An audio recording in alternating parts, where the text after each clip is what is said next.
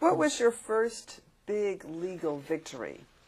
The first one. First legal victory was in 19. I stayed in Roanoke because I was kind of dumb. Miss Pentecost had talked to a lawyer named J. Henry Clater. They had offices on the second floor over the drugstore at the corner of Henry Street and High Street. Well, the Downings, one was a dentist, one was a doctor. I had the office up front, and a third brother had an office in the back, and a physician from Salem had office in the back, and Clater had office between the two, and then they had this waiting room. Well, they let me put a desk out there in the waiting room, and if I don't remember having a client, but if I had a client, I could carry him at Taylor's. Clater's room. And show you what kind of lawyer Clater was. Clater had introduced me to various circuit courts around Roanoke and Salem, but he never carried me. He went to police court every morning, but he never carried me down there. So I didn't think I wanted to compete with him, so I didn't bother going to police court myself. That was stupid. And but one time, Clater had one of these desks that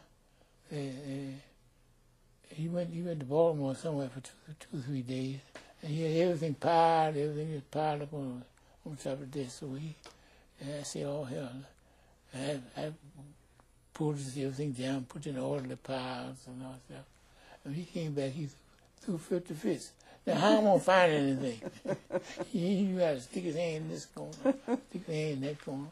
But now, these piles, orderly piles I had there, he could do them.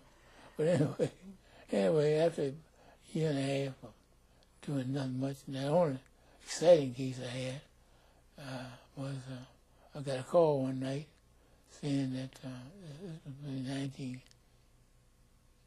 this was in in fall of 1965. I got a call one night saying that they called New York and they told them to call me. And this is about 10 o'clock at night. And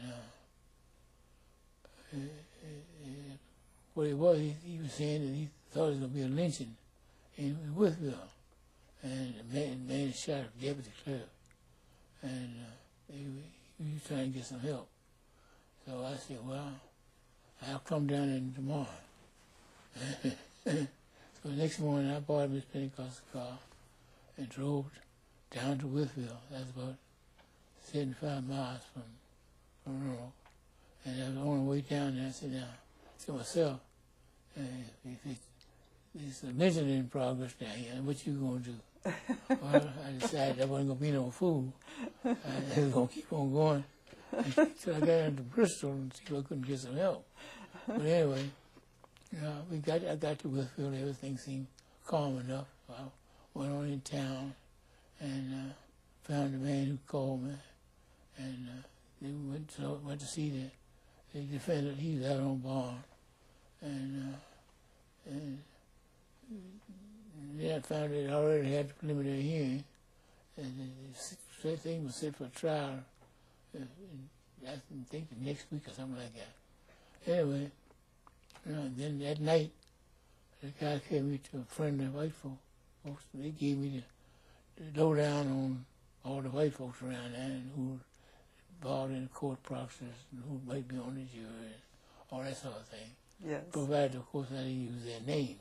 Yes. And that got to be a standard practice around different places in the county. I'd find out some white person that you could talk to and slip around to the house at night and get the lowdown on the community. But anyway, the old Judge Southern was the judge. And I went to court the day of the trial. I got there early. And so went to the courthouse. There's one man that arranging some papers and things, so I assumed he was a Commonwealth attorney. And I walked up to him and pulled out one of my cards and told him, I'm Oliver W. Hill from Roanoke, and I'd like for you to move my admission. Because back in those days, you used to have to be admitted to the bar by oath in every community way you tried the case. Yes. And every court, right? So he looked at me straight. He never made any motion to take the card. He looked at me straight in the eye and said, I don't know you. And I said, you certainly all right. And stuck the note, the card back in my pocket, went on and sat down. And when the court opened up, I walked up in front of the judge and in emotions, you know. So I said, may I please the court?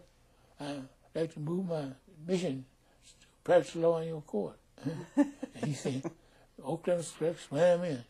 And that practice went on for a long time. So, one time I was up in Northumberland County, and a man in Washington had engaged me. They filed somebody, a bank had filed what is known as creditor's suit to sell their property. And it was a big family down there, and they had, I guess it must have about 75 or 80 judgments, or more of them in the civil justice court. And so I went down and went over all these records and checked the returns and things, and found out that most of them, in my opinion, was invalid because they hadn't had proper service. So, and all of them had been default judgments. And I was coming up, I ran to this man, and said, hey, young man, you a lawyer? And I said, yes, sir. Come on, my office here. Oh, he had a little office right on the campus of the court. So I went in and he said, I'm Judge Smith, judge of this court. Well, what you up here about? And I said, well, I told him. He said, I told him. I've been telling him sometime a lawyer's going to come up here and they're going to declare, bring a suit, carry all these things invalid, just right as you can be. And we had a fine talk. And shortly after that, I went in the Army. This was up in Northumberland County is where the Potomac runs into Chesapeake Bay. Yes. And it's wonderful. At that time, oh boy, it was a lovely beach. And I took him, when I got a chance to talk to my wife, I told her, I said, doggone, I wish I had some money. This would be a lovely place to build a Negro resort. You could go almost a block up. Water would come no higher than your waist.